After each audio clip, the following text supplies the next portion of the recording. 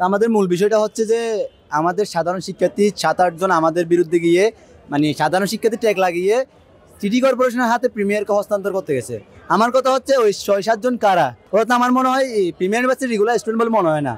ওনাদের আমরা অনেকভাবে ডাকার চেষ্টা করছি, কি জন্য? বসার জন্য। যেহেতু সাধারণ শিক্ষার্থী ট্যাগ ইউজ করছে, তাহলে আমরাও চাই যেহেতু সাধারণ শিক্ষার্থী, আমরাও তো সাধারণ শিক্ষার্থী, বিষয়টা জানার জন্য। কিন্তু ওই বিষয়টা নিয়ে আমরাও অবগত ছিলাম না এবং ওনারা আমাদের সাথে কোনো ধরনের যোগাযোগ করে নাই। অনেক চেষ্টা করে যোগাযোগ করার জন্য, কিন্তু ওরা যোগাযোগ করে নাই। ক্যাম্পাসেও আসে না, মানে এক প্রকার বাইরে গিয়ে আমাদেরকে বিভিন্ন ধরনের ট্যাগ লাগাচ্ছে, যে ছাত্রলীগ, স্বৈরাচার, ওইভাবে আমাদের ট্যাগ লাগাচ্ছে। তো এটার বিরুদ্ধে আমাদের আজকেও আমরা একটা সম্মেলন করেছি যে সাধারণ শিক্ষার্থী কোনো ধরনের প্রিমিয়ারকে সিটি কর্পোরেশনের হাতে বা কোনো ধরনের মহাসম্মেলন সাধারণ শিক্ষার্থীর পক্ষ থেকে কোনো ধরনের সম্মেলন করা হয় নাই, যেটা আমরা আজকেই করেছি সাধারণ শিক্ষার্থীর পক্ষ থেকে।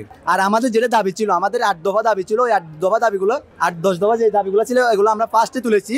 পুরো ডিপার্টমেন্ট থেকে, পুরো ইউনিভার্সিটি থেকে সকল স্টুডেন্ট মিলে তুলেছি। এগুলো বিসি স্যারে মেনে নিচ্ছে এবং ওগুলো কার্যক্রম এখনো চলতেছে।